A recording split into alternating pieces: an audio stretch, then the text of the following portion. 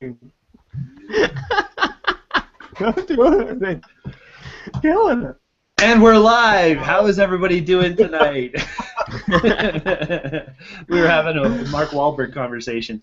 Welcome to the Daytripper Photo Show, episode number 143. Oh, that's 143. I know, right? Sorry I'm sitting like this. The cat is on the lap. What can you do? She likes to pay a visit every once in a while. So today we were going to do our photo review for the Photo Challenge Duo Color, which Martin Ingalls chose on our show a few weeks ago. And we had no replies until today. And today we had 2 replies. So we actually chose an alternate theme for the show. We're going to talk about a few funky things. First of all, we're going to talk about the fact that this Sunday is a cool eclipse. Not just an eclipse. Now, this is why it gets really cool. It's a total lunar eclipse of a harvest supermoon. total eclipse of my heart. You just did that. I did. I was waiting for somebody to do that. Once a time I was falling. I don't know how it goes. That's all I got. Oh, man. All right, so eclipse in the heart. No, it's not your heart. Just leave the heart out of this. No. No. We're not. No. No hearts involved. So tonight, there's a couple other cool things that are going on, too. First of all, there's some really cool, not tonight, but Sunday, there's some really cool other astronomy-related things that you're going to be able to see, which we're going to talk about. And tonight is a big, big night for me, which I'm missing, because tonight is the grand finale, the overall finals of the show, The Amazing Race Canada. And, you know, Dixie and I were going to be down there watching it, but she didn't want to go. She just wanted to stay here and bite my finger. That's what she does. And pretty soon she's going to bite my face. So I'm going to put her down now without strangling. There you go. Cool. So The Amazing Race Canada is a show that's been going on now for several weeks, and they're down to the final show. And my friends, Asylum and Burns, otherwise known as Nick and Matt, are in the finals. So it's going on right now. They may have just won. I don't know. But I'm going to watch it later. And if you're not watching our show, well, never mind. That doesn't even need to be a finished sentence, because you should just stay here and watch the show. So hello, Heather. Hello, Henry. And hello, Ron. You guys are already watching. That's really cool. And hopefully we'll have a few more people join in just a few seconds. But before all this, let's just say hi to our fine feathered friends who are joining us today. Phil, how you doing today, bud? I'm doing good, guys. How you doing? It's Mark Wahlberg impression. I'm doing quite well. How are you? I'm amazing. I'm amazing. I'm just freaking amazing. That's good to hear. And you're winding down after a very exciting weekend. Yeah, I was wondering where we were going to go with all that. It was just this is this real crazy, amazing guy, and it was a crazy weekend. The Photo Expo just happened, and that's something else we're going to talk about. Why didn't you come? Me? Yeah, you. Oh. I was tied up on Saturday, and then I was actually in the area on Sunday, but I got tied up on a Martin adventure that ended at like 5 o'clock. Oh, yeah, on Sunday. Yes. Yeah, Sunday. That's right. How did that go, anyway? It was pretty good. Really, really interesting place. So what happened? You were doing a session with Martin. Well, Martin was more there, teaching us just on kind of Friday. hanging out.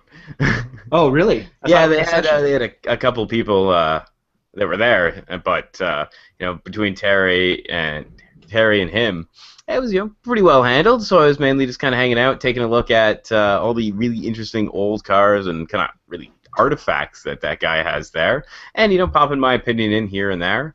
On the upside, I finished a roll of film that I had in a camera for probably 6 months. So we'll see what's on in about 2 weeks. It's such a different world. Yeah, it's fun because it's going to take 2 weeks because the guy that develops the film is on vacation. Oh. Yeah, I don't know how that works, but it's okay. That's interesting. You could just get the app for your phone where you can only take 24 pictures and you can't see any of them until all 24 are taken. That's awesome. I didn't know there's an app. Yeah, it's pretty cool. I deleted it because it was just frustrating. Okay. I started, it's gone. But there's also that app that instead of recording high-quality movies, it actually records movies that look like you shot it on an old VHS-C camcorder. I've got one in the closet. I could just use that. It gives you the same result. Yeah, that's Nice. Gotta love technology. 1 step forward, 20 steps back. Exactly. And speaking of technology, Gabriel, how are you feeling? Oi, oi. Oh, gosh. I'm pretty much back. That reminds me, I got to take my antibiotics, but I'm pretty much back to 100% now. But, yeah, while doing the photo expo, I did the Lightroom class. Everything was great, and then about halfway through the wedding class, and I go to swallow, and I'm like, uh-oh, that hurt. And given my history with strep throat, seems how I seem to get it about every 2 months. Although I've been on a pretty good track now for not getting it for about 8 months or so. I'm like, well, maybe it's only because I got 4 hours sleep last night. But I went right home. I got to bed about 10:30 on Saturday night, and woke up around 11 on Monday. Wow. So, well, I remember when on Tuesday I was able to swallow. I couldn't even recognize you at all. Like when you called me, I literally couldn't recognize your voice. Well, what happens is my glands swell up, especially usually this one here swells up so much that it presses up against my vocal cords, so I sound like a muppet. Yeah, you were worse. And yeah, and it's it's not fun. Like I can't drink, and of course the doctor's like, oh, make sure you stay well hydrated. It's like, it's like, fine, then give me an IV, and I'll stay hydrated that way. And you have to take the antibiotics and stuff, and if you start them as early as you can, then you'll be good within 24 hours. You'll start feeling like a human being again. Yeah. But I look at my Fitbit, it's like, wow, I did 218 steps yesterday. Oh, isn't that crazy? That's one of the worst things. When I got sick a while back, just seeing my steps drop, it just killed me. Yeah. Oh man. Yeah, it's brutal. But yeah, so I'm pretty much all better now. I'm pissed that I missed the second day of the photo expo, and even more pissed that I missed a free dinner at Boston Pizza. Boston Pizza. Yeah. Yeah, it was good times. It was really good, actually. The pizza was delicious. But I'm glad you're feeling better. I'm glad you're here now. Yeah, no, rub it in. I showed you the cat. Never mind. I'm not gonna go there. Yeah. He's gonna spend the whole petting his cat because he said I buried mine. You're a monster, Brian. Monster. Okay, now officially. My car reeks like dead.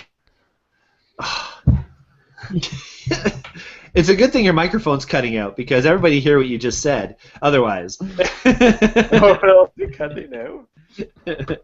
Yeah, but that's okay. Anyway, I'm glad you're feeling better. I'm sorry about your cat. It's nice to be here. Thank you. You're welcome. So let's go to the Q&A here for a quick second. Martin, hello Martin, and Tammy, and Sean, and everybody's watching right now. It's really cool. And Don said that we need more singing on this show. Maybe a barbershop quartet. Come on, guys, we can make it happen. Funny you say that. My mother's a barbershop course director, and she's in town, and she may even be watching. So if we could get her in the show, and then maybe get Henry and Layla on the show, we could turn this into... No, it's not going to happen. Actually, I want to be like, hi, guys. Hi guys, hi guys. There we go. I actually know some tags which I could teach you right now, but I don't think people want to watch that right now. So anyway, the son of a barbershop chorus director, we learn these things. So did you miss Brian singing barbershop tags? No, Henry, not yet, not yet. You might miss it if you don't watch soon, because I'm feeling like busting out into song, but no, it's not going to happen. Hello, everyone. Enjoyed singing to start off the show. Thank you, Christine. That was Phil, by the way. He's here all week. So, yeah, okay. No, not going to have barbershop, but that could be fun. All right, so let's get to it. Tonight we're talking about the lunar eclipse, which is going to be super awesome. I can't wait. Gabriel, you have some news, though, first of all, you want to talk about. Yeah, so let me just hop on. I literally, walked in or walked past my wife doing dishes. Hey, honey, good. Love you, bye. Jumped into the show. So I got a cat with where I am. Okay, so in the day, In the world news, selfies have now killed more people this year than, wait for it, build suspense. Dun, dun, dun, Shark. dun, dun, dun. So Shark. yeah, I wrote this news down really quick, and actually, let me I can find the actual People with their article. selfies are so stupid that they die more than people getting eaten by sharks. Yes. Well, but not only that. People go to crazy places to do it. It's like, hey, why take a selfie? Take a selfie from the top of a tower. And, the thing that you want the most to have when you're at the tower is grip. And the thing that you have least while taking a selfie. Or they're like, hey, look, there's a really cool bear there. I should take a selfie. Oh, my God, I'm dead! So it's a competition. Usually more people are killed by vending, but this year it's the selfie stick. Oh, let's just be with those selfie people. Instagram hits 40 million users, up 100 million users in under a year. It's pretty cool. Wait a minute, you said 40 million. 400 million users. Yeah. It's 400 million users, and it's up over 100 million in. I've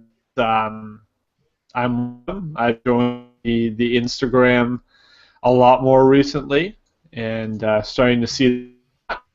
Seen the appeal in the Snapchat yet, but I think I'm starting to come around to it. And you remember that picture taken with the monkey, the photography camera? And started taking like a whole bunch of pictures and did a bunch of selfies and stuff. Yeah. PETA, an organization I'm not very familiar with, only assumes for people for eating tasty animals, is doing on behalf of the monkey. And I need to. The monkey knows this. Hang on, I'm sorry. Phil, is this camera and sound breaking up badly for you too? It is breaking up a little bit. Not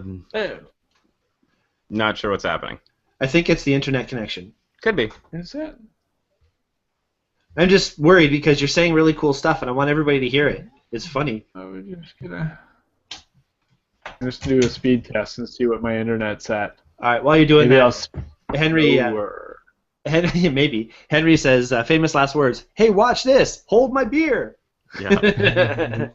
And, of course, Don, who's watching the show right now, Don Komarechka, he says, I'm probably the only one that has decoded the secret behind Gabriel on the top shelf. The blinking lights, it's counting up in binary. Based on the pattern, I'd say it's a clock. Nice binary clock. That's exactly what it is. There you go. Okay, yeah, it's a binary clock. Wow, no, I'm getting 100 megabytes down. My ping's 24, which is a little bit slower than normal. Yeah, Michelle just asked about it as well. It's Gabriel's sound and video messed for anybody else. It is messed, Michelle. It is. But it looks smoother now. Did you change your bandwidth?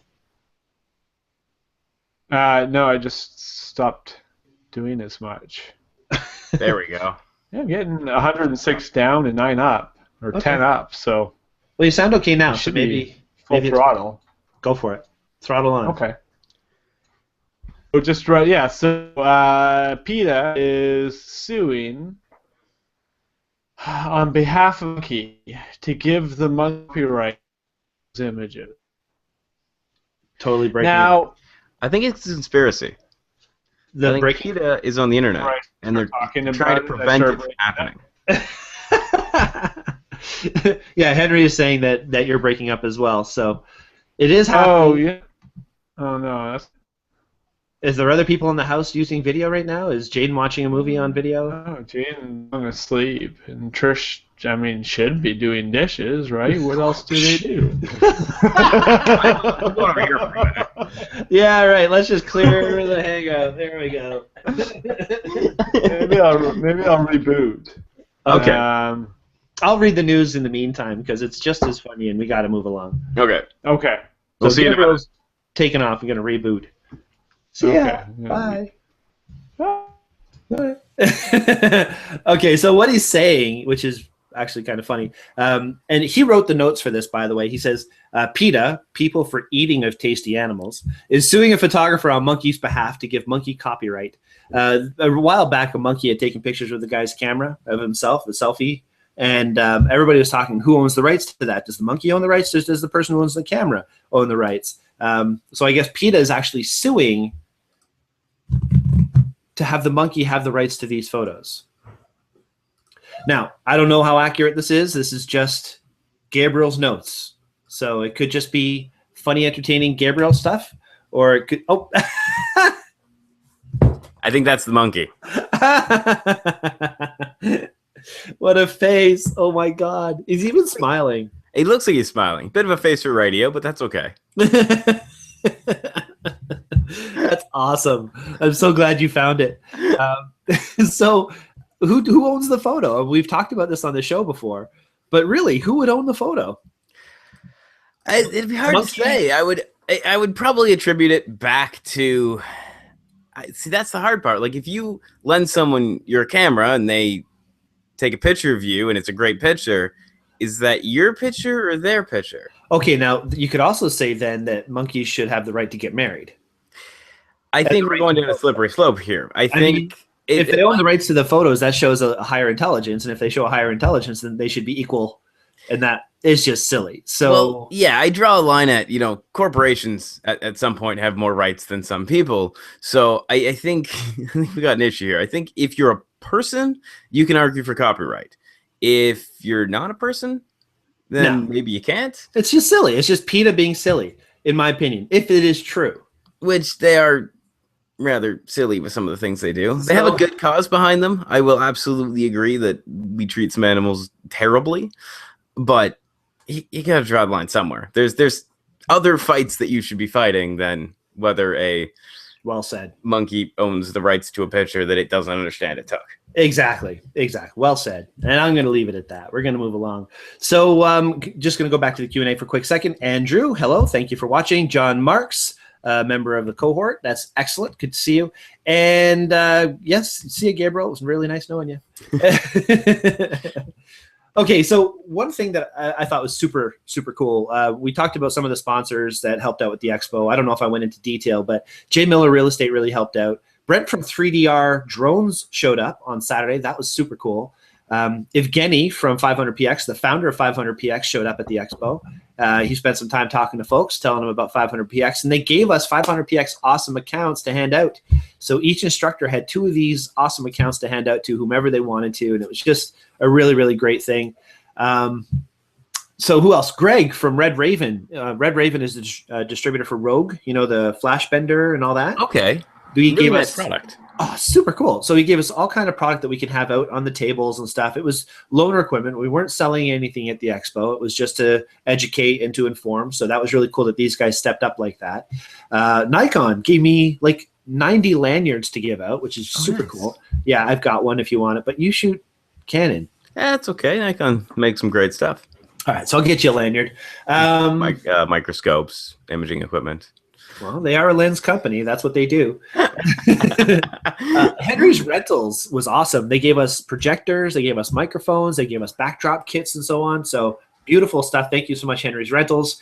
And Boston Pizza, Phil, so cool. Boston Pizza gave us food for Nabby's food photography session. Oh, awesome. And then what Gabriel was talking about that we heard in broken internet English was we actually had an after party at Boston Pizza. They gave us free pizza at the after party for all the staff, the volunteers, and the speakers. So that's what unfortunately Gabriel had to miss because he wasn't feeling well, but awesome. Just a great time. The whole expo just went really, really well. We actually had a few sponsors, like private sponsors as well. Deb from Personally Yours on Main Street, the hairdresser place. That's where I go. I mean, Shelly and I have been going to see Deb for decades, literally. And so she actually donated a ticket to somebody. Richard Mawhinney did it on our show. He gave us a ticket to give away on the show. Thank you, Richard Mawhinney, mortgage agent. And David Lees had 3 tickets that he couldn't come, and he gave them away on the show as well. So thank you guys so much for that. But the coolest was, I keep on kind of holding this thing. I didn't talk about this yet, did I? Because I've been squirreling all over the place. No, I don't believe so. It was in the pre-chat. I think I mentioned it. I cleaned 25 camera sensors this weekend. with this, the lens pen cleaning kit. Now, I know I'm saying it very slowly and dramatically, but I did not expect this thing to last through 25 sensor cleans. And I'm going to use it again. Like, it's still working just fine. The little pad's just hunky-dory. The loop worked out beautifully, and the loop, is just a magnifying glass that you can see your sensor really clearly with. Yeah, it's got a little LED in it, right? Yeah, just kind of, yoink, there you go. A whole bunch of different little LEDs, and you can focus it to your eye with this little thing here. Yoink, yoink. Brilliant system, and it worked really well. I brought people into the room where I showed them how to clean their own sensors. And, 25 sensors, that's more times cleaning a sensor than you'll do in 2 years. Oh, yeah. Really. I mean, so a kit like this for $60 lasts you 2 years at least, no problem. Excellent, very cool. Well done, LensPen. Thank you much for that. So, hey, Gabe, you're back. I am back. I was just saying how I cleaned 25 sensors this weekend with the LensPen kit. It's pretty cool.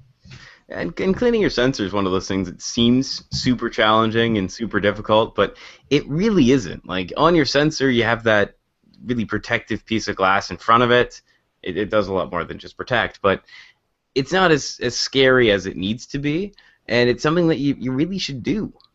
And it's Absolutely. something kind of like a kit like that, whether it's something like that or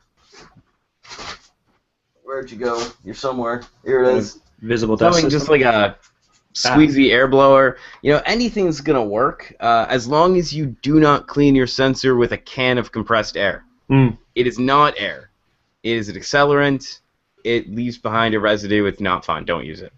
I agree. I totally agree. And it's funny. We were talking about this. I did a sensor clean demonstration at the Camera Club, and there was a gentleman there who does repairs, and he says he used canned air all the time. I was like, that doesn't make any sense to me. But I guess he knows what he's doing with it.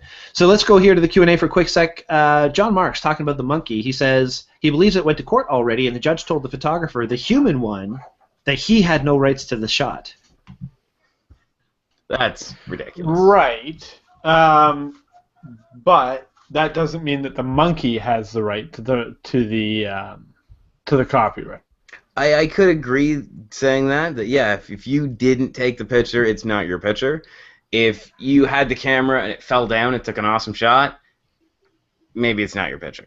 So Jennifer Wolf, who is a member of my cohort, says John Marks is correct. It was ruled that the photographer was not in control of the camera, so he did not take the photo. The photographer tried to sue Wikipedia about their use of it, but lost.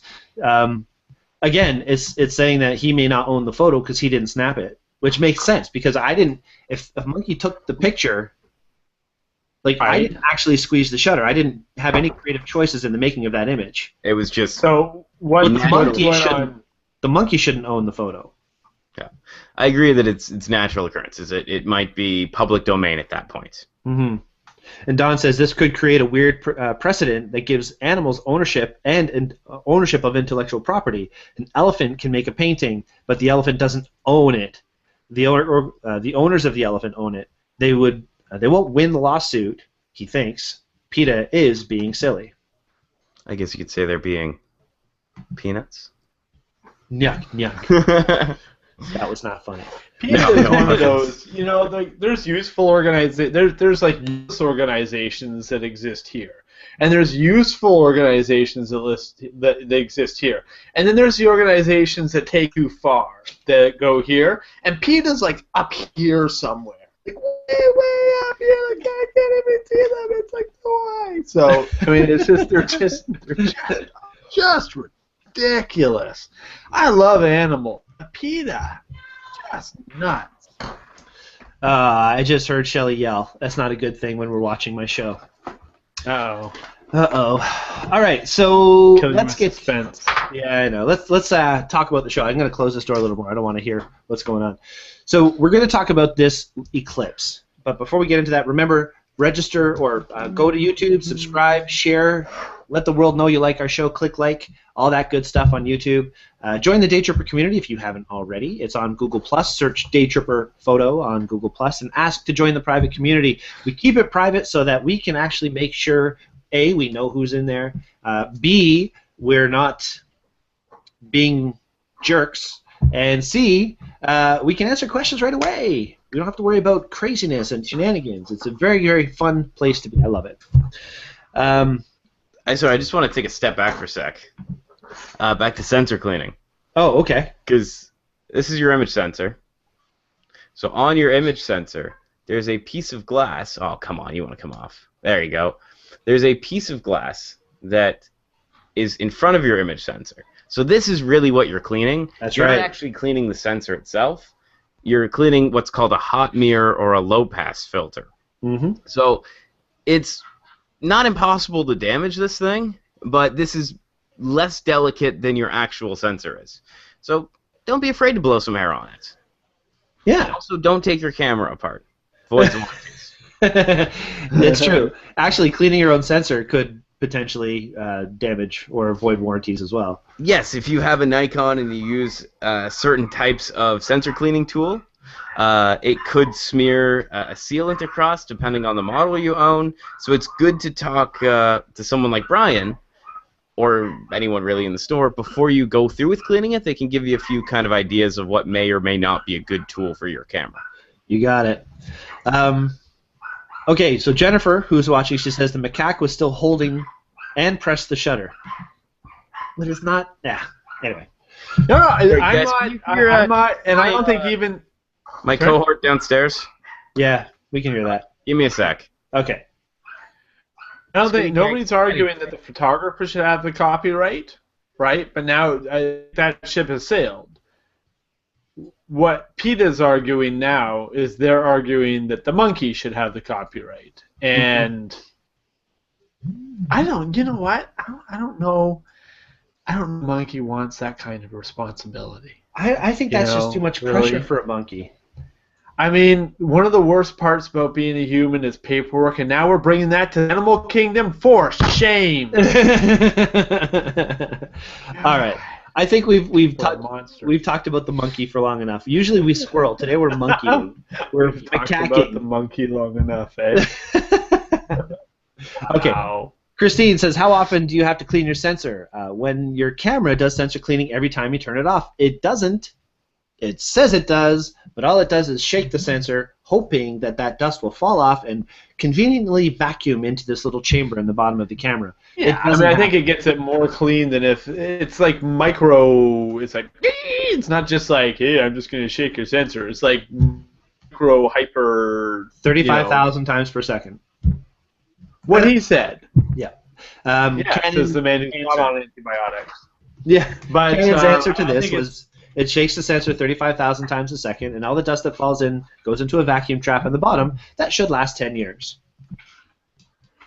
Right. So I mean, I think that does a better job. There was no shaking, but that doesn't stop like the sticky stuff. And if you're ever curious, just put your if you wonder if your sensor needs cleaning, either just put it to like F18 or something like that, and turn off the focus and make it really blurry and shoot into a light, or shoot video. Just shoot a type of video on your camera.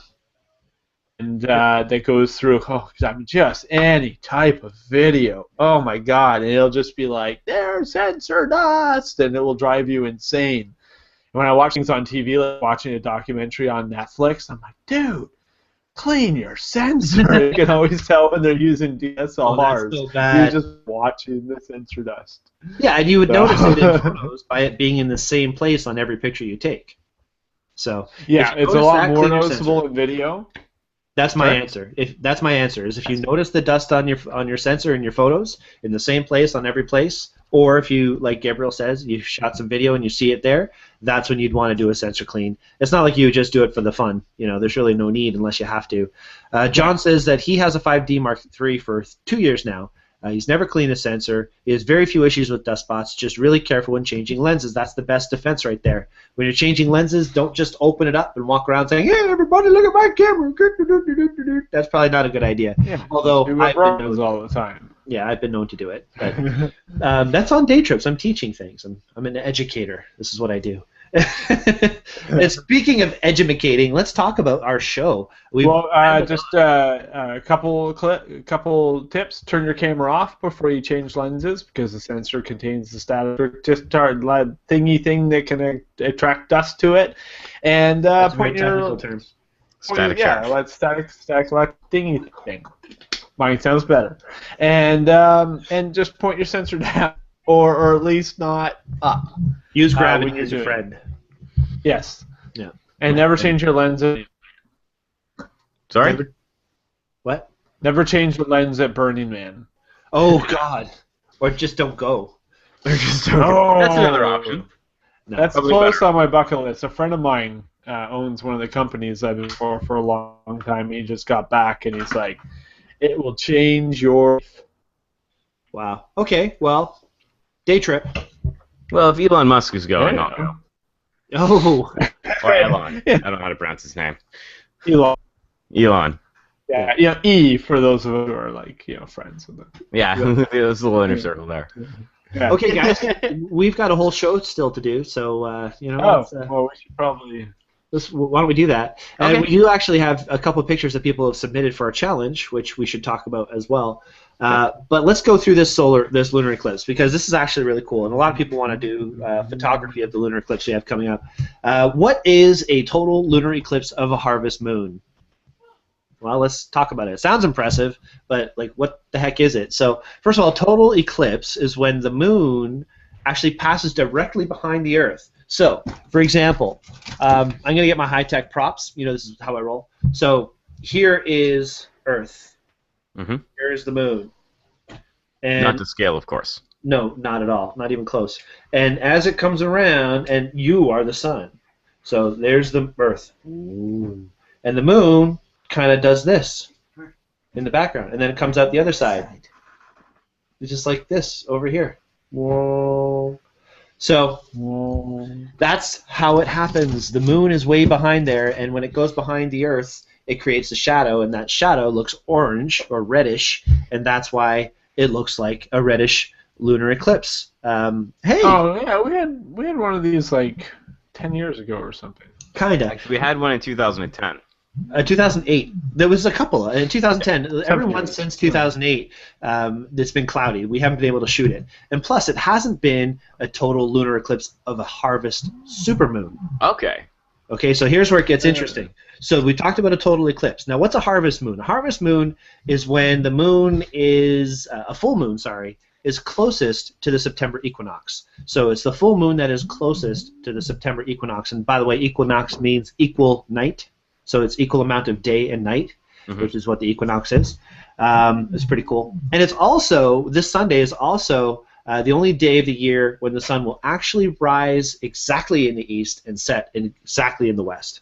So it's a really cool night on Sunday. There's a lot of really cool Sunday things. is? What Sunday? This Sunday is also the Algonquin Daytripper. It is the Algonquin Daytripper. It's Waterfalls North session. Good segue there. That's pretty good. Oh, thank you. Well done. Okay, so now what is a supermoon? This is another part of this really cool, rare occurrence. So supermoon is a a term that was coined just a few years ago, and it's been used a sickeningly amount. Average about four to six supermoons a year is what they say we have. So supermoons aren't super rare. Basically, what it is when the moon occurs, when it is supermoon, sorry, occurs when it is at or near its closest point to the Earth in any given orbit. I'm having trouble. Oh, so back to the props here for a second. So the moon is going to circle around the Earth, and at any point, so if we're on this side of the Earth, then the moon is a supermoon when it's right there at its closest point as it goes around. And if we're on this side of the Earth, it would be right up here. So basically, it's when the moon is closest to the Earth at any given point. So that's in any given orbit, I should say. There's a bunch of people, a bunch of star children just going crazy right now. It's like, oh, this day's going to be transcendent. And they think it'd be like an emotional shift or something for the Earth. I know, I'm dreading talking to them because she's been on for hours. Oh, my. I have an experience with someone like that. I can't get into too much detail, but they were convinced certain actions were going to happen in my field, and we moved everything for them. Really? Wow. Wow. Yeah, you can't talk about that. You're not allowed. But an interesting thing about eclipses, both solar and lunar eclipses, are in the way that we have them here. oddly rare. Because if you think about it, the moon has to be the perfect size to block out the sun for a solar eclipse, and the Earth has to be a small enough size, or large enough, maybe large enough, to block out for a lunar eclipse. So eclipses are, full eclipses I should say, or at least solar eclipses, are actually a relatively rare thing in the universe. Yeah, they are. And the supermoon, which is weird, is only 7 to 14% larger than other moons. So did you know you're not really going to see a huge difference? Especially right. because of perspective. And then there's that. But it's also going to be about 221,000 miles away, not 239,000 miles away. So it's a very small difference in distance that this is to call a supermoon.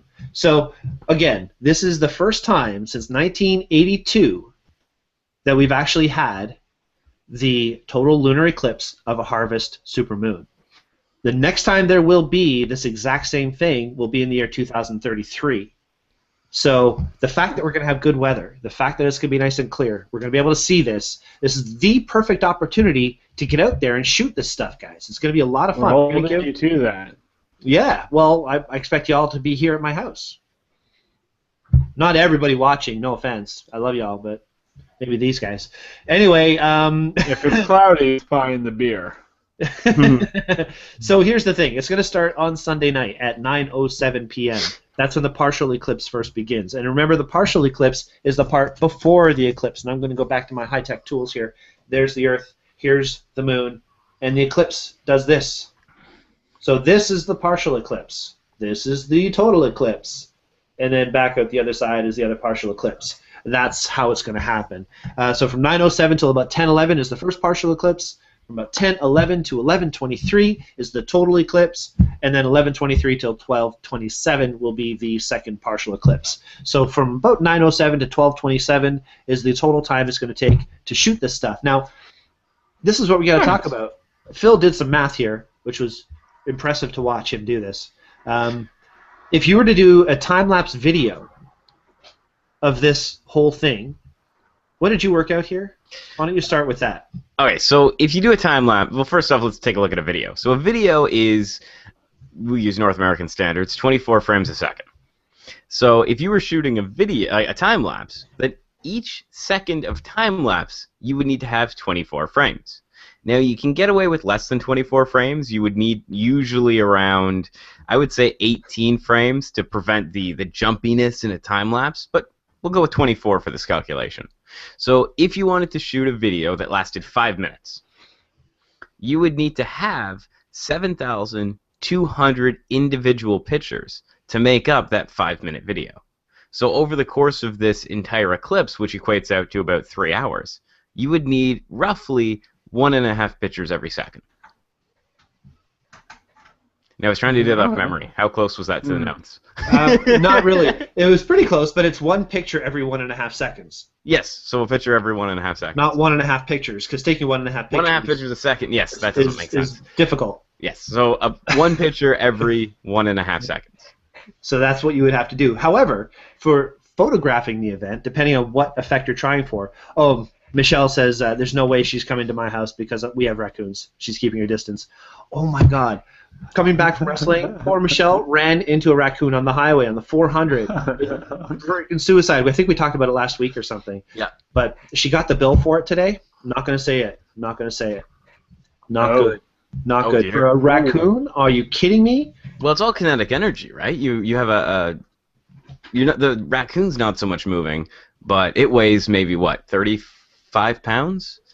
I didn't get out and touch it. I'm sorry. And you're moving at least 100, 115 kilometers an hour. That's a lot of energy transfer.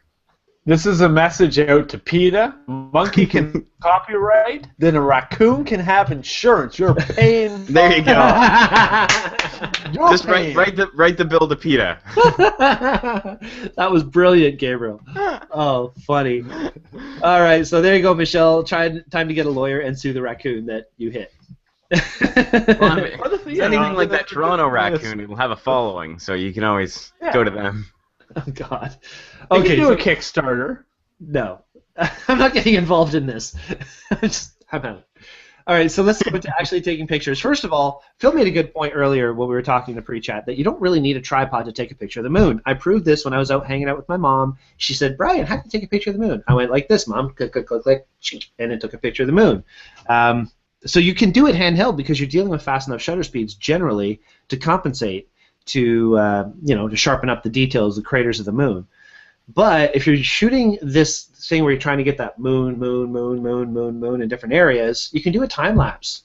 And time lapse is a really easy thing to set up on a lot of cameras. The Nikons have it built in, most of them at least, and either like a D90 or D7100 and up. Canon on the newest models, I believe, is starting to put time lapse in, but otherwise you can buy a time lapse remote control. Yep. This is a remote from Nikon here.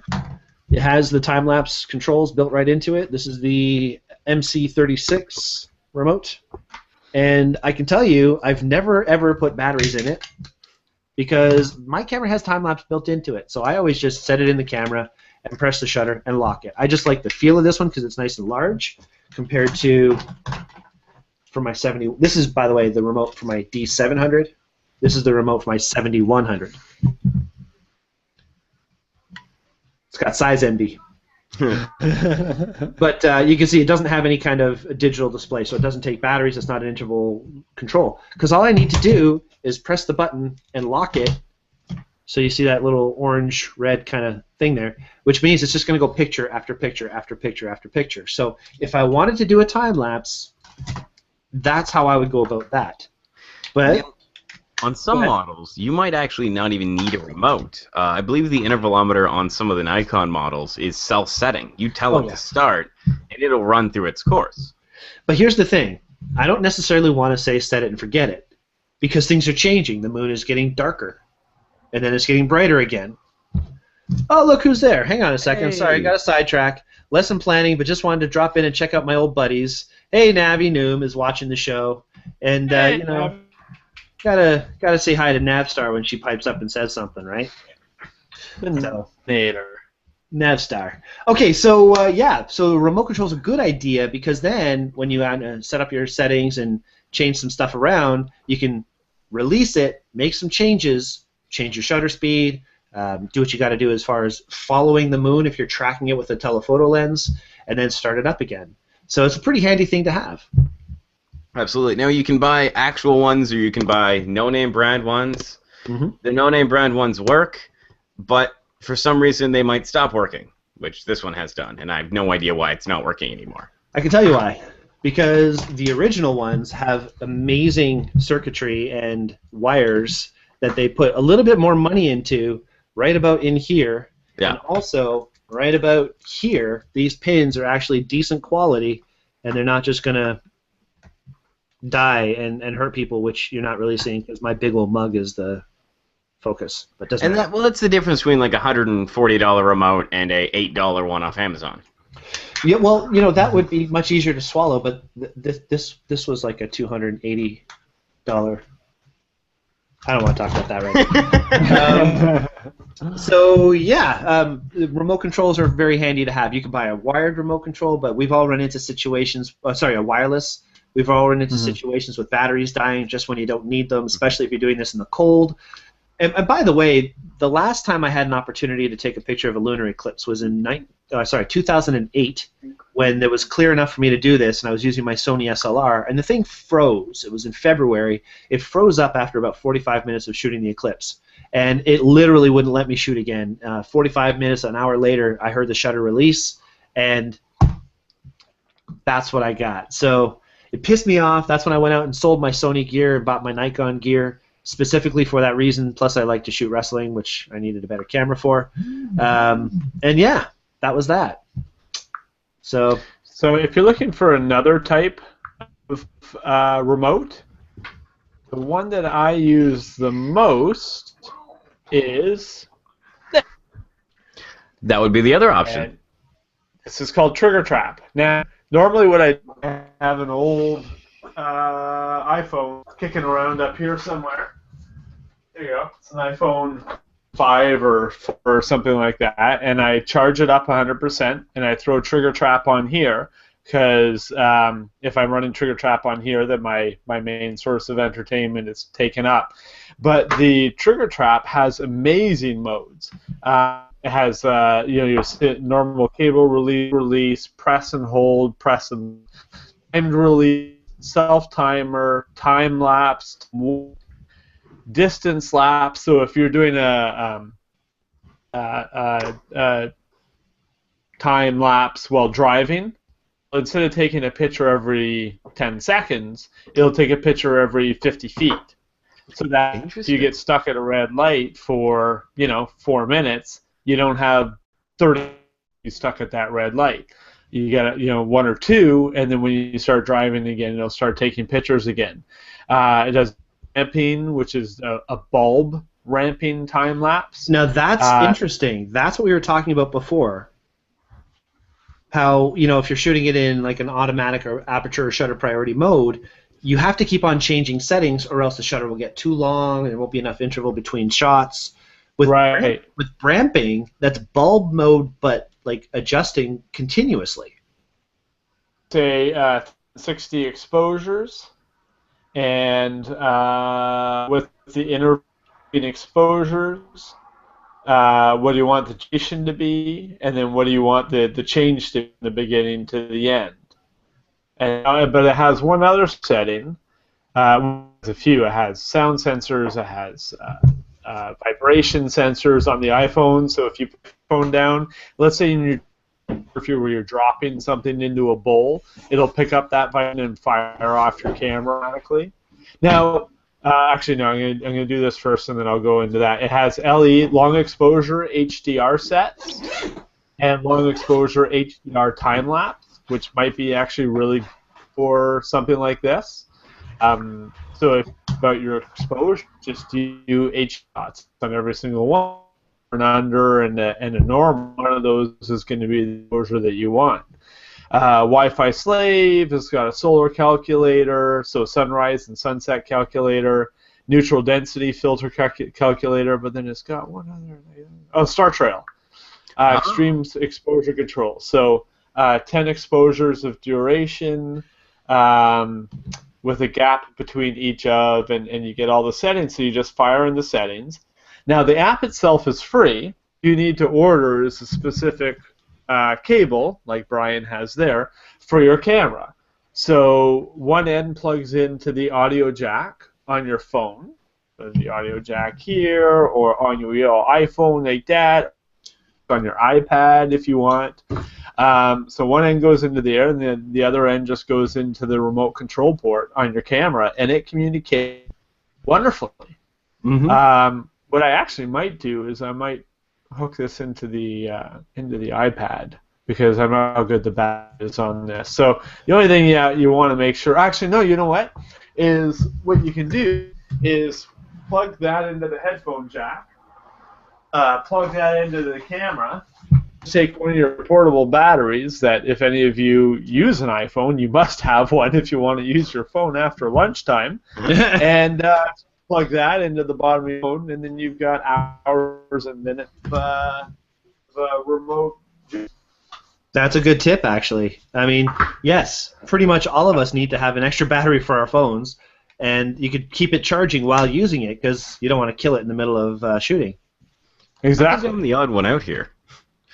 You don't have one? No, I have an iPhone. I use it all day, making calls, listening to Bluetooth on my car when I'm driving.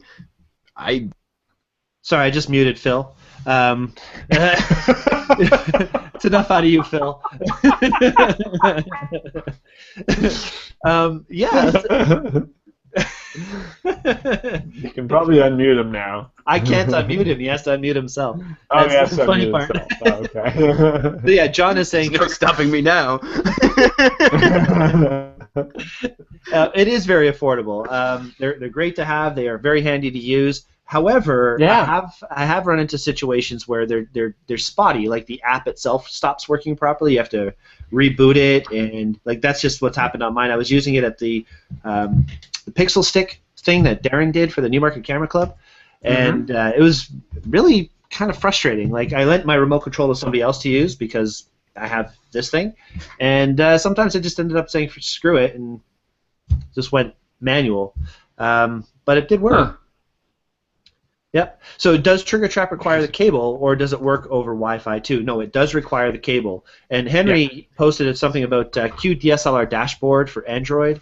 That may be something where you don't need a cable. I'm not sure. But then again, the camera that I use this on has Wi-Fi, but then I have to plug the Wi-Fi dongle into the same place that I'm plugging this into. So you can't really use the Wi-Fi on the camera at the same time. Newer cameras with Wi-Fi built in, that could probably work. I don't know. All right, so yeah, I'll probably take out my 7D with a 1020 to get put it into 20 and to get a wide view of the evening, and then take out my 5D Mark III with the 7200 to get some closer up shots. It's a good idea. Use two cameras. I was just going to go with one, but that's cool. Yeah. And just sorry. And yes, it will work with an iPod too, Henry. Yeah. Any iOS device. Phil's going to do the whole thing on his iPhone. So I use my phone all the time. Well, he can videos with it. He can bring up polo clips and zoom in and out and all that kind of stuff.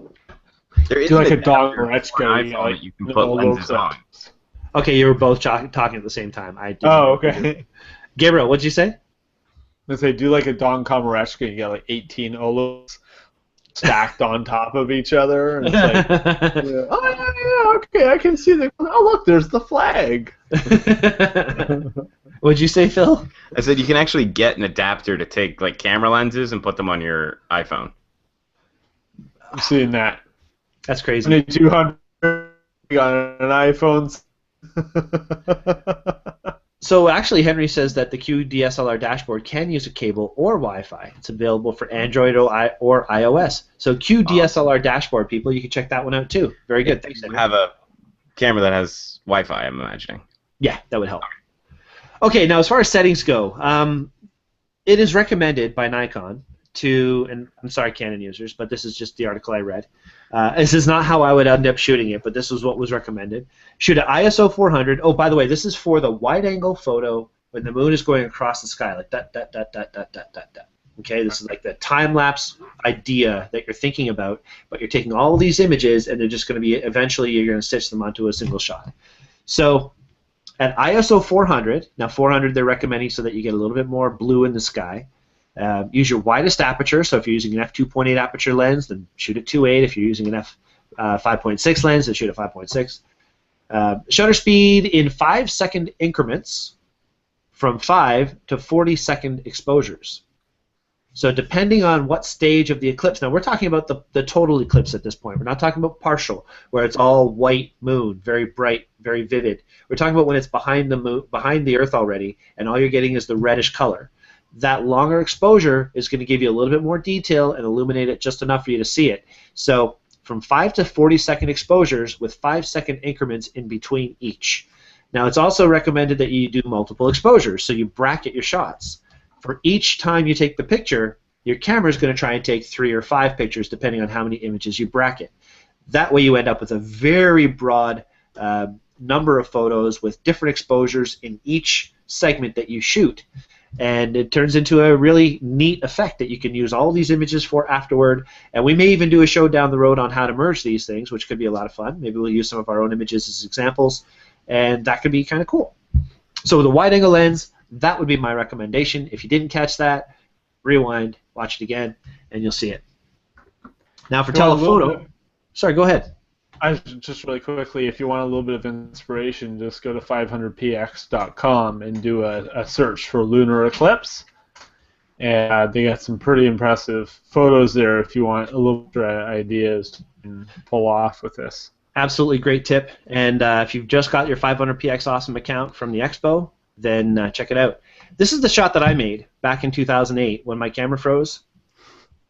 So I was able to take a series, but as soon as it got to the full moon, like this is the partial moon that you see, the first 4 photos, and the far one on the right is the actual lunar eclipse, full eclipse moon.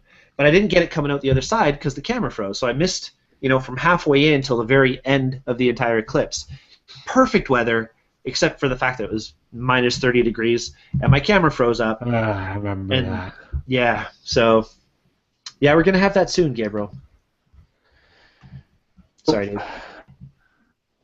He left. Oh, no, you're back. Hi. Okay. So, where were we in the notes? We're talking about telephoto. So if you're going to use a telephoto, this is how I probably will end up really focusing. I love the details that you get on the moon, on the surface of the moon, all the craters and so on. So I will be lucky enough to have some Sigma lenses at that point because we have the Algonquin day trip during the day. And I'll go out there hopefully with like maybe a 150 to 600 sport, which would be very cool, and see if I can get some nice sharp shots of the moon crater. And I'll just be taking one shot at a time, changing my exposure in between each one, starting off with a fast shutter speed and then slowing that down incrementally as it gets darker, and then speeding it back up incrementally as it gets brighter. And hopefully I'll be able to stitch them together to get something similar to what I had. That's what I've been waiting for since 2008. I've been waiting to do this. So I'm very excited. That's all I've been waiting for in life. Okay.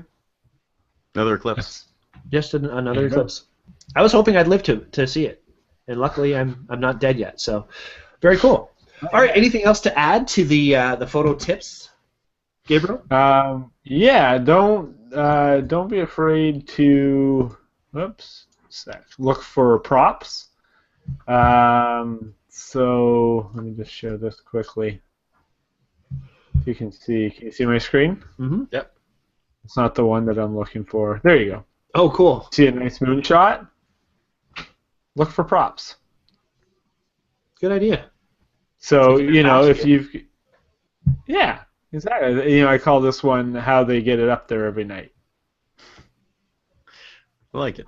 That's awesome. But yeah, so, if you've got like a nice kind of slopey tree or something like that, and you can get apps that'll show you where the moon's going to go. See if you can line the eclipse up with the tree, or if there's a nice archway or something like that. Play with the environment and use props. That's a good tip. Awesome. Before we get to you, Phil, Charity asked, just on here with a sick kid, couldn't make it, can you use a regular lens with a tripod for this eclipse? Absolutely. I'd like to know what you mean by a regular lens to be, fully accurate with my answer. But if you're using the general purpose kit lens, like an 18 to 55 or 24-70, 24 to 105, absolutely you can use those. You can use it at the wide angle end. You can use it at the zoomed in way. Absolutely. Just use your tripod, and you get into those longer exposures. If you're getting to the very early stages, you can hand hold it when you're using faster shutter speeds. But yeah, that should be fine. Yeah, there's never any issue with using a tripod and shooting any type of moon or stars. Even if you're using a super fast shutter speed, if your lens is massive, you still might need to use a tripod. Because if you have, let's say, as you might be using, a 600 millimeter lens, but you're shooting at 200th of a second, you can't handhold that. Right. You have to use a tripod. Yeah. And my suggestion for shooting the moon would, other than maybe trying to get creative like Gabriel did, either use the biggest lens you have or crop. The problem with the moon is it will play a trick on you. It will look like it changes sizes because you'll look at it and you'll have the reference of your house with it up in the sky, and you're like, well, that moon's really big in comparison to my house. But you hold your camera up and your house disappears and you just see the moon and it magically gets smaller. So perspective plays a big part of it, but just shoot with the biggest lens you have, and you can always crop down afterwards. Most cameras these days, have way more megapixels than you really need. So if you have to get rid of half your picture to get closer to the moon, do it. Absolutely. Great tip. It's funny, Navi just made a comment in the chat, in the Q&A. She says, imagine if there was a baby in that moon basket. Is she trying to tell us something? No. Babygate 2015. Yeah. Aside from you're like really into criminology and stuff, eh? Yeah, Navi and I have the same belief on baby pictures, I think. That's just us. Okay, so what f-stop would I use and speed? Now that's going to vary. 75 to 300 Charity, that will work. You're going to get in nice and close. Chances are you're using like a Rebel or something along that line that you have a little bit of extra crop factor involved because your sensor is just a little smaller than what film used to be. So it's going to be more like a 400-ish kind of millimeter focal length. It's going to be nice and far, nice and close. Which is awesome for shooting the moon. That'll be perfect. The only thing is, if you're looking for that wide progression, and I'm going to see if I can find what I'm talking about as a photo, just to show you guys what I'm talking about. Wide angle moon eclipse.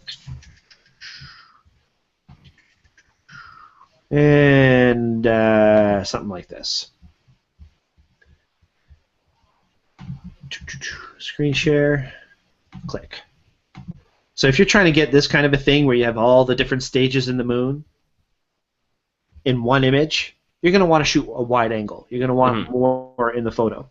If you're trying to get just the moon, though, okay, Rebel T3, perfect. If you're trying to get just the moon, then you're gonna do just fine at 300 millimeters. You'd probably get this kind of a photo at 75 millimeters. So that either way, close to that. Yep, either way, that'll work for you. Cool. Now, as far as what f-stop goes, I mean, I generally shoot a moon at f8.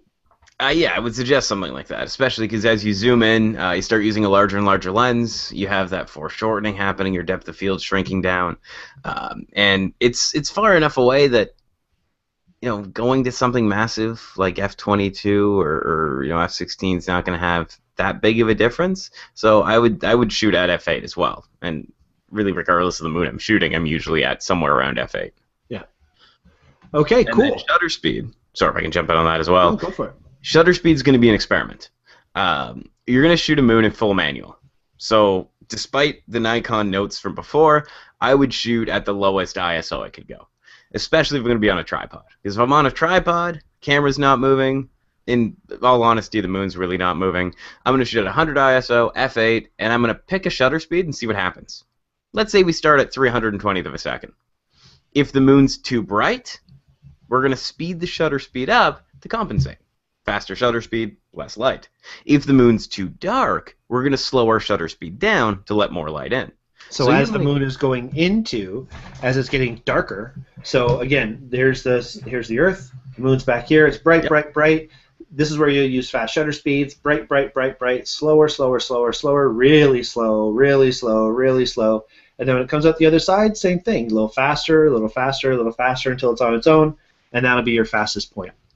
And the moon's not moving terribly quick, so you can play around with it. You can shoot at this shutter speed and then a step below or a step faster, and take a couple pictures of the same moon. And by doing that, you're doing that kind of bracketing. However, you're manually doing it because you're on manual. You have a little bit of leeway. If it's a little bit too bright or a little bit too dark, you can adjust. Mm-hmm. Perfect. But definitely use a tripod. Anything else to add, Gabe? Sorry.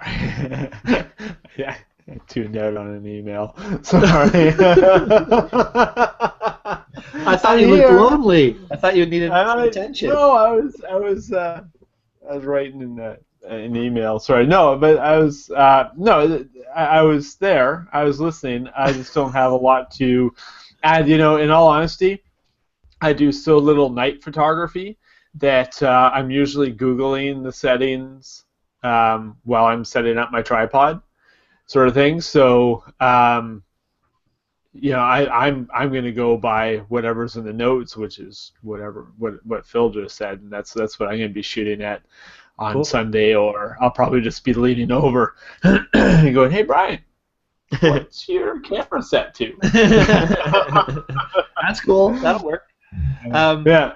There's nothing wrong with that. That's why I like getting together with friends to shoot, because we can kind of share tips, right? Yeah, and that's the great thing about photography. You set me in front of a studio, or you set me in front of 950 different scenarios, and I know or can figure out within 5 shots exactly what to do. But photography is so broad that you can take it somewhere where even experienced photographers looking and going, I don't know. Somebody just tell me the settings. I'm tired. So true. So true. Okay, so Charity has a few technical questions here. Let's go through this. First of all, new to shutter speeds, I know an f22 gives a deeper depth of field. Correct. Absolutely true. With any lens, you don't want to shoot at the widest aperture or the smallest aperture. You want to shoot somewhere in the middle to get your sharpest results. So just because the lens can go to f22 doesn't mean you necessarily need to shoot at f22. F8, F11 is usually fine for what we're talking about. We're not doing groups of people here, and the moon is so far away, you've got your your infinite focus thing happening, it should be fine. But if you shoot wide open, that's where you'll have a lot more focus issues because it's not as sharp as part of your lens. And if you're shooting closed, like all the way, then it's also not the sharpest part of your lens. I wouldn't recommend A it. lot of lenses have the sweet spot.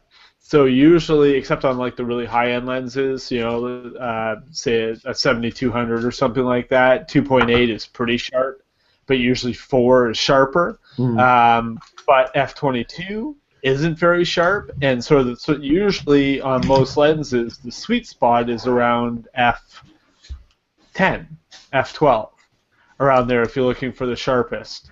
So it's right sort of in the middle of the aperture range. Right. Phil, you got something to show there? Yeah, so there's another question about like ISO mixed with shutter speed, it seems. So ISO is a separate entity than shutter speed. So ISO is the sensitivity of our camera to light. It helps us change how much light the camera's seeing at one given time. I think she means a slow speed because, you know, ISO used to be film speed. Right. Okay, I'll give you I don't think that. she's saying shutter speed. I just quickly read it and then thought I would jump up and grab a... Sure. Well, no. Okay, so if ISO is 100, Yes. anything lower than that would be a slow speed. So if we're looking at, let's say, shutter speeds, taking a different direction. No, I think you're right about it, actually. The ISO does kind of tie into shutter speeds if we were shooting, let's say, aperture priority or time value priority. As you know, we had a higher sensitivity, we in theory could use a faster shutter speed to take the same picture. Going to a low ISO like 100 will help give us a picture with less grain and less noise. And normally it would require us to use maybe a longer shutter speed in a low light situation. So instead of our camera shooting super quick, it'd be shooting and it would be opening up, staying open for a long period of time, Hi, Phil. and then closing. Bye, Phil. Whereas if we used, let's say, a faster shutter speed, so instead of a 1 second shutter speed, we used a half a second shutter speed, it'd look something more like this. Hi, Phil. Bye, Phil. You know, the faster we shoot with our shutter, the faster the camera opens and closes. So when we're shooting the moon, we are balancing both the aperture and the shutter speed manually. So we're not going to be paying attention to what the camera wants to do. And this is part of the reason why we can't really shoot an eclipse or even the moon or any type of star photography on any other mode really than manual. Because the camera is going to look at the shot and it's going to see a tiny little moon and a huge amount of dark, and it's going to try to expose for that dark. And usually what will happen is you'll get a dark area with a super bright little circle. So going to the manual side is really our best option. So if we follow what we've looked at so far, what we're going to do is we're going to have our sensitivity, our ISO, set to one setting, 100 ISO. And the next thing we're going to do is we're going to take our lens, I don't know if this is working, and we're going to close it down a little bit so our lens is letting in less light. So that we're going to have a constant amount of light coming into the lens and a constant sensitivity to that light. Which means the only variable we're going to control during our time of shooting the moon is our shutter speed. We're going to start off at one value, as we said before, let's say 320th of a second when the moon is full. And as the moon gets darker and darker and darker, we're going to slow our shutter speed down by little increments to keep up with its exposure. And as it comes back and gets brighter, you're going to do the opposite. Exactly. So if the moon's coming out overexposed, and we're shooting at, let's say, 320th of a second, we'll bump up to the next fastest shutter speed. Maybe we'll shoot at 400 or 500th of a second until the moon is properly exposed. If the moon comes out too dark, what we can do is we can slowly decrease our shutter speed, going to a slower and slower speed, to allow for more light to come in and the moon to be properly exposed. Awesome. Now, you were mentioning different apertures and stuff, and I apologize, I took my earpiece out for a second. But when we're shooting the moon, we don't have to shoot at, let's say, f22. And as you were saying, because it's so far away, and because our lens is going to be focused at the farthest point away it can possibly focus, pretty much everything's going to be sharp to begin with. So shooting at the f8 will fall into that sweet spot that we were talking about before. Yep. And yes, the moon becomes overexposed because if you're shooting in an automatic mode and the camera sees all black and slows the shutter speed down, the moon's just going to be this big, huge boom. ball of white light. So that's why you need to take the shot, review it, take the shot, review it. Now I'm also going to suggest that people try one of these things out. When you're taking pictures of anything outside, it's always a good idea to get a really clear, accurate view of what you're looking at. So I like to use Senor Lupe. Hold this up there. Lupe. And I'm able to see things really, really clearly. It's very cool. See into your soul. It's right into your soul. So you hold this up on your camera's LCD screen as you're using it, just like this. I want one of those. You don't have one? No. I'm surprised. No, I mean they come in so handy, but there's always something different for me to spend $100 on. Yeah, it's true. And yeah, you can probably get Amazon version. It's cheaper. That's what I was going to say. You can get cheaper ones, but please don't buy them. This is real quality glass. It actually has a diopter where you can focus it to your eye. Yeah. Really comfortable rubber cup that's not going to rot away. Solid construction that's not going to bend or torque. It's actually got, well, the newer ones have a tripod thread right on it. Mine, I actually have an older generation where you have to attach a little ring, which is right here, onto here. And then this would slide onto here, and then like that, kind of. Oh my God. I know, it's a cool gadget. Sticks onto your hot shoe. And then it goes onto your hot shoe of your camera, which I'm doing this really quickly, and I'm kind of getting all startled here. All right, so, and then this kind of slides on somewhere like here, and then this piece can go. No, it's backwards. In Periscope, This is like a long way to go for that. Now, I know. these are great for reviewing your shot after you take them. But if you get into doing video with your camera, oh yeah, shooting the screen, it's so hard to see whether it's sharp or not. One of these with manual focus video is awesome. It makes it a whole lot easier to get focus. And when you're shooting video on one of these DSLRs, we might do it. Maybe, I don't know if you've done one before. If we haven't, then we should do a course on it or a session on it. Video with the DSLR should really be done in manual focus because you'll hear the autofocus and it looks terrible. So something like this, especially if you get into doing video, can be an awesome tool. And it adds a when you're doing photography, you've got several points of anchorage, right? Because it's up against your eye. But when you're doing video, you tend to be out here, and it can be a lot shakier when you use the loop. Then you bring it back in, and it's anchored by your two hands, your two hands plus your eye, and it can make things a lot steadier.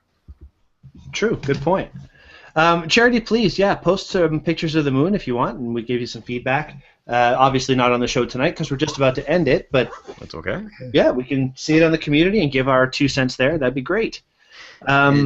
Just to jump in there as well, I put a piece together for a 5-week course I did through the SOI. Refuse to call it the Learning Lab.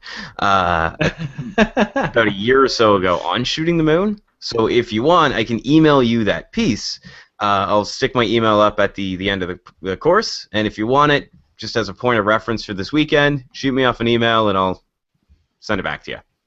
That's amazing, Phil. I'm really glad you'll do that. In fact, not to step on toes or anything, and no offense, but I literally just did a presentation yesterday for the Newmarket Camera Club, which I'm going to post to the event for this as we speak.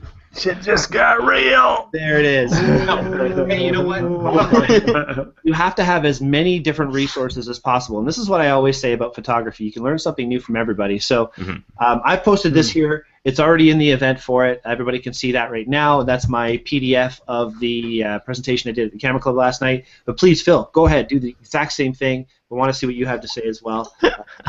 It's not redundant because you're going to pick up tips from everybody, right? Yeah.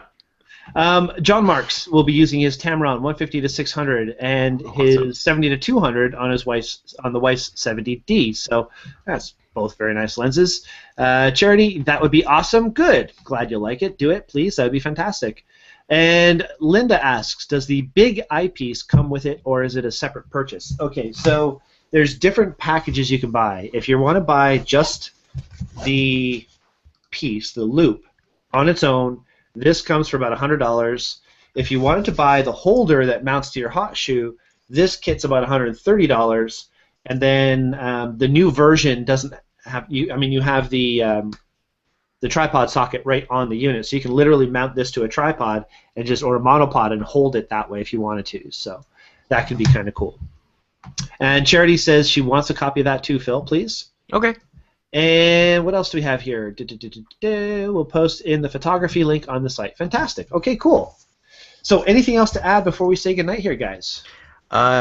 Is Jennifer Newberry on tonight? I don't know. I haven't heard from her yet. Okay. Because I found out that she shot a friend of my wife's wedding. Oh, really? Yeah. It's a small world. She's there's been some pretty small world stories going around these days. People who we know shooting for each other and that. It's really cool.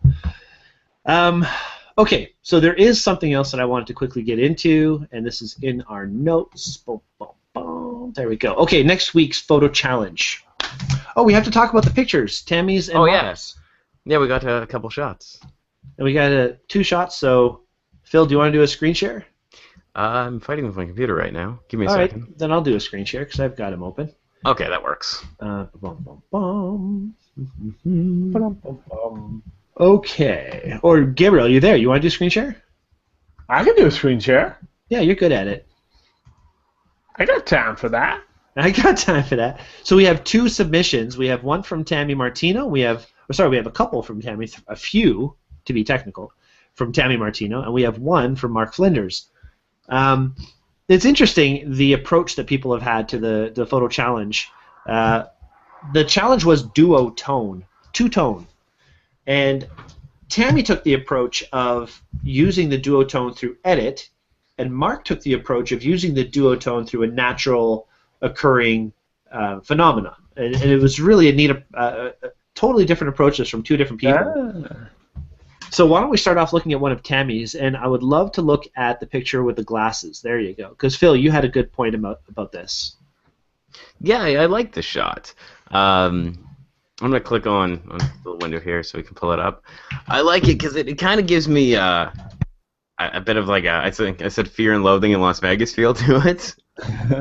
But in this case, I think it'd be like Fear and Loathing in Las Venice. I don't know. I like it. It's just I don't know if it would have been a really interesting picture in color, but in purple and white, it's really interesting. I like the reflection in the glasses. I like that, from what I can tell, she's not in the reflection in the glasses. I just think it's a really interesting picture, and I think it works in the dual color because it makes a picture, a little bit more interesting. Yeah. I mean, it's a cute picture regardless, but it's the overlay of the dual color that makes it kind of unique, you know, and the choices in colors that she made as well. Mm-hmm. Anything to add, Gabe? Yeah, no, I echo everything that he says. It gives it a little bit of a timeless feel, but also a bit of a modern feel, kind of a summery feel. Adds a lot of feeling. There's Very emotional today. Something to do with feelings. I just can't handle it. I almost cried at the camera club. I was saying thank you to everybody for the expo, and I got all emotional. And I did the same thing at the expo, and I was saying hi to everybody, give my opening speech, and I realized my mother was there from Florida, sitting. Oh yeah. And I just oh my god, I've been so emotional this whole weekend since then. That's an emotional time. Mm-hmm. It was very emotional. It was crazy. But sorry, Tammy, I'm squirreling. All right, so cool shot, and she has 2 other photos there too. Since we have some, only 2 submissions, we might as well give her proper respect and look at all of them. What do you think about this one here, Gabe? I'm not as huge a fan of this one because I find that the coloring treatment makes it hard to make out what it's an image of. After looking at it for a while, I think it's a girl on somebody's shoulder reaching up to pick a fruit or something like that, but it's not. I don't think the coloring adds anything to this image, and maybe, I was talking with a photographer the other day, and they're like, I got this great shot of this, I got this shot of this beautiful moment at a wedding, and it was a really emotional moment, but it wasn't a good picture. So I just turned it to black and white. And so I mean, black and white can save a picture, right? And maybe it looks a lot better in this color toning than the original image, but it's not doing it.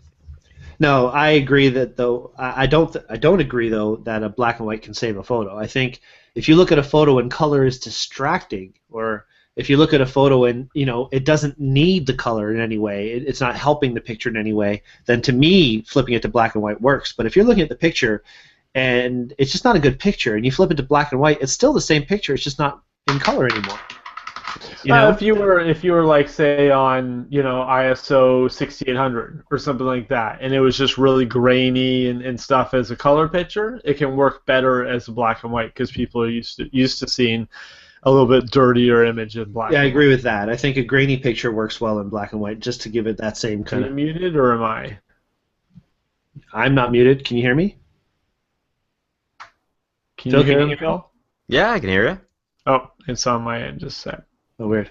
I think. Okay, I'm back. All right. I think a black and white picture you should look at, and you shouldn't see color.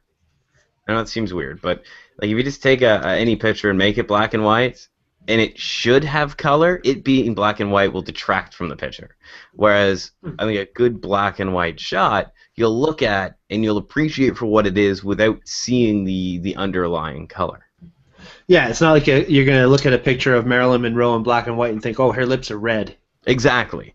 Like I have a couple pictures I took, and I was showing you guys a couple of them last week before the show started. And in full black and white, the pictures, I didn't like them as much. They looked better with a bit of color. So sometimes black and white can save a picture. Other times it might ruin it. Mm-hmm. All right, well, she has one more shot here, so why don't we just flip over to that for a quick sec? Here's the photo sandwiching. Yeah, what's happening here? I imagine it's probably some type of lag. There you go. There it is. I think this one kind of is the same thing for me. It's a neat picture, but I think I'd like to see the color in this, or just more black and white, not green and white. Or a different tone, like if it was more of a sepia. Maybe. It doesn't fit the scene. You're used to seeing this in a sepia or an old kind of brown washed out sort of thing, and here it's like this is Kermit the Frog's house. Yeah, because I mean the period of the home is an older period where it should be black and white, or even like you said sepia. But I'm even thinking like maybe even a cyanotype or a tin type kind of a look.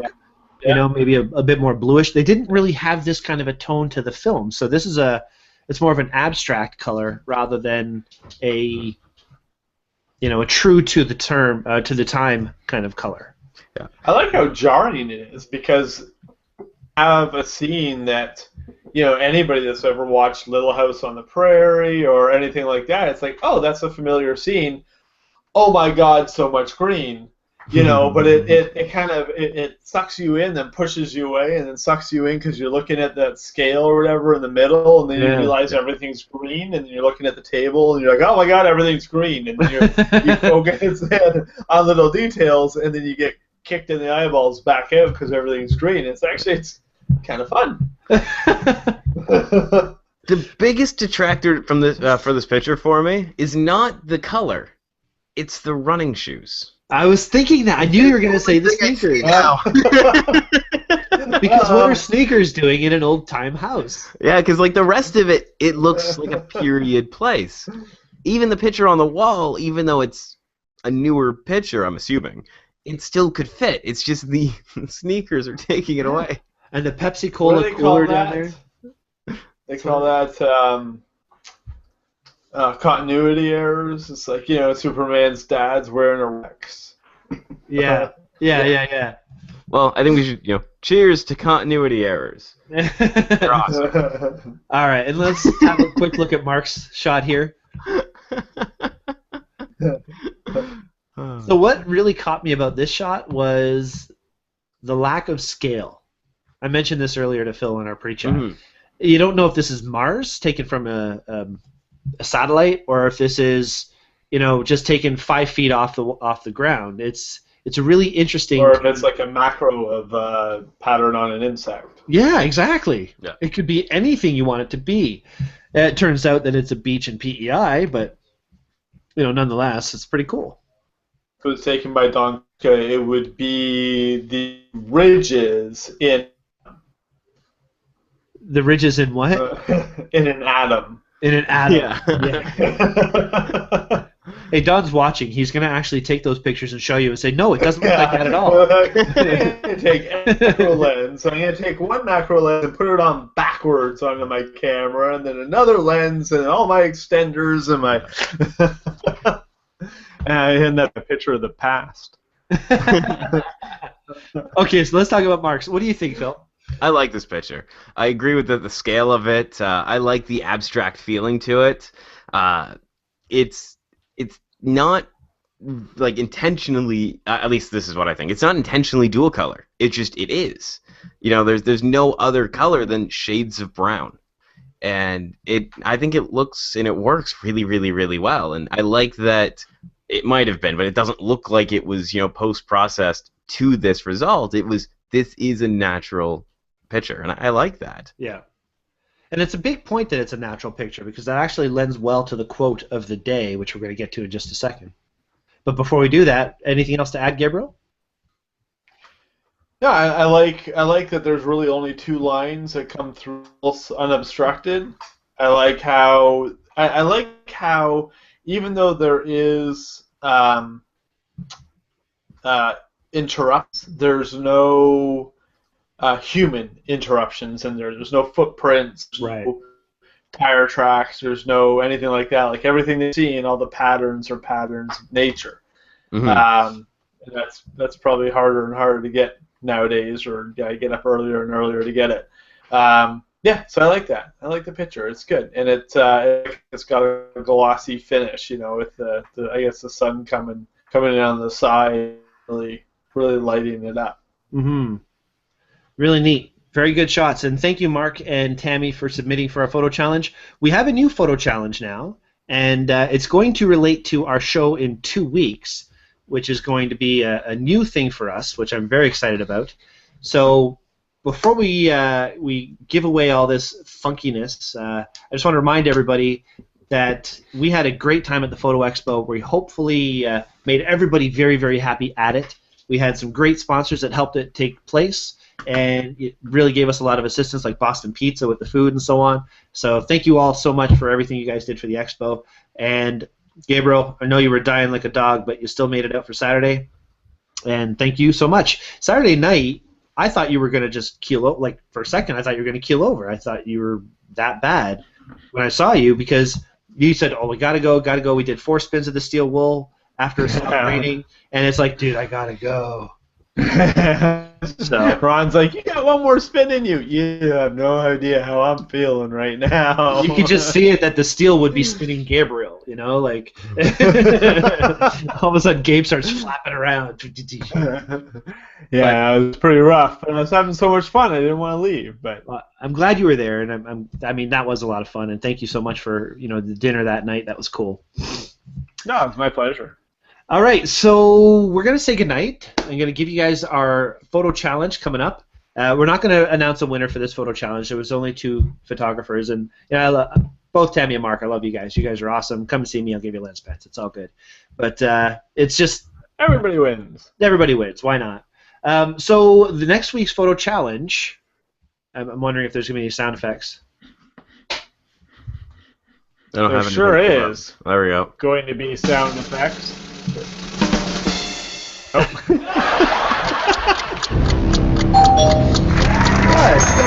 Jeez. Okay, so I did all those sounds, and yet I reacted weird. It was kind of funny. Okay, next week's photo challenge will be Elvis. That's right, I said it, Elvis. Now, I'm not a huge...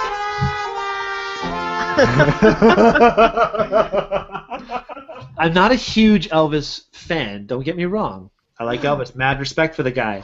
And Elvis can be a very broad term. It could be your cat named Elvis. Who knows? It could be a figurine that looks like Elvis. It could be a shadow or shape. It could be anything.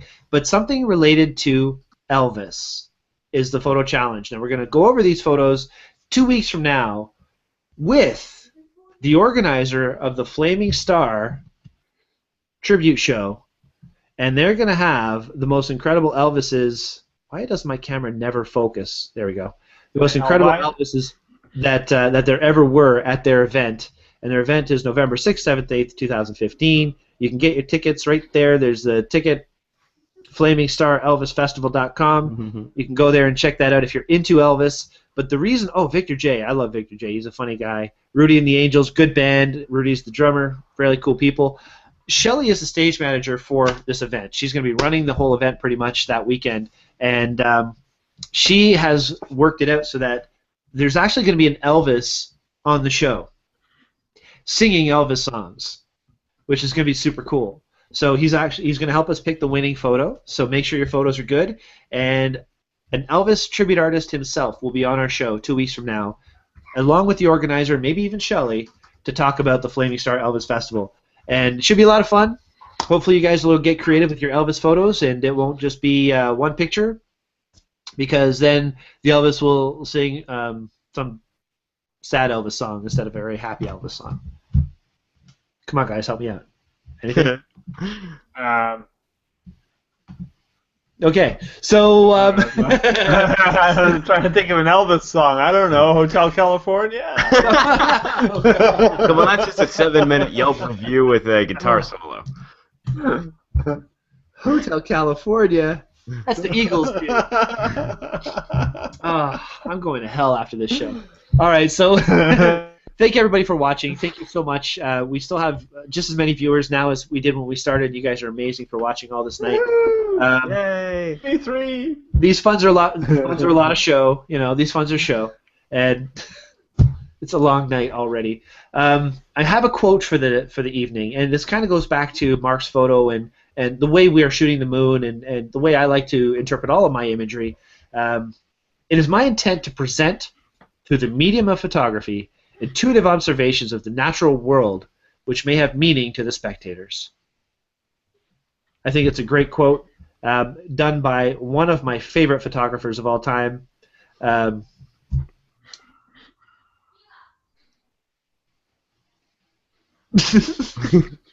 sorry. We're just watching you in your monocle, Gabriel. Oh, I have that out tonight.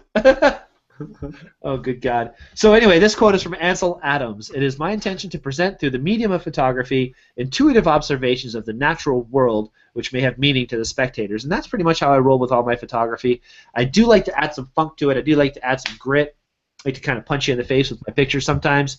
But I also like to just make sure that it is what it is. Like, I don't do too much cloning. I don't do too much compositing, although I'd like to learn more about how to do it so it looks more natural, because every time I do it, it looks like a composite and not good. So that is something that we can all try and live by when we're making photos, is that, you know, just intuitive observations of the natural world which may have some meaning to its viewers. I think that's really interesting. All right, guys. So that's it for us tonight. And thank you, Phil. Thank you, Gabriel. And since you have your lower third already working, Phil, why don't you tell us where folks can find you? Well, you can get in touch with me at... hold on. Yes, so if you would like, you can do the whole Twitter thing at pzerato, or you can send me an email at pzoratto@canfin.com. If you shoot me off an email, I will respond with the one-pager about shooting the moon, and I'll add another page about Star Trails if you like, as well as you can always, you know, get in touch with me. Once you send me an email, you have my phone number. You can get in touch with me that way if you have any questions.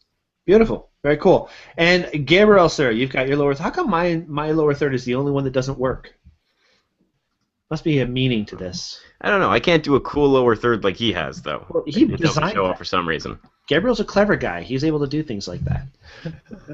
So, Gabe, why don't you tell the world how they can hire you to make themselves lower thirds and stuff? Yeah, so if you want to hire me to make you a Google Plus lower third, or take any pictures of special events, including weddings or anything like that, it's bousquetphotography.ca. Email me at gabriel@bousquetphotography.ca. You can follow me on Instagram at bousquetphotography. You can follow me on Snapchat at nope. You can follow me on Twitter at not there. YouTube at not there either. Okay. And if you need to get a hold of me for Daytripper Photo, you can get a hold of me right in this black box that has absolutely nothing in it. And it's my lower third. Okay, there, it's gone. Yeah, daytripperphoto.com. That's all me, all the time. Anytime you have any question, Brian@daytripperphoto.com, and it's BRYAN. And I'm going to say goodnight because I want to go see how Asylum and Burns did, man. I want to see if they won this Amazing Race Canada. Although Shelley's not jumping up and down for joy, so I don't know if she's just really good at hiding it or I just got a good poker face. it's not good news. So we'll find out. We'll find out. We'll figure it out, see how it's going. And thank you, everybody, for watching. You guys, thank you both so much for being on the show this week. Next week, we're going to have another topic show, which we're going to announce shortly. And then the week after that is our Elvis episode, photo review / Elvis tribute artist on the show from Flaming Star Festival, which is going to be a lot of fun. Shelley will be there all weekend. If you go to the Flaming Star Festival, please say hi to Shelley. She needs people to say hi to her. I don't know. I'm just... What the hell? Anyway. All right, get out of here, you hound dog. All right. There you go. Oh, Hound Dog, I see what you did there. Ah, you did. I got you. Yeah, You beat got me one to there. it. Now I'm all shook up. Ah. I'm just going to go put on my blue suede shoes and mosey on out of here. There we The go. Heartbreak Hotel. All right. Good night, everybody. Take care. Good night. Bye-bye. Night.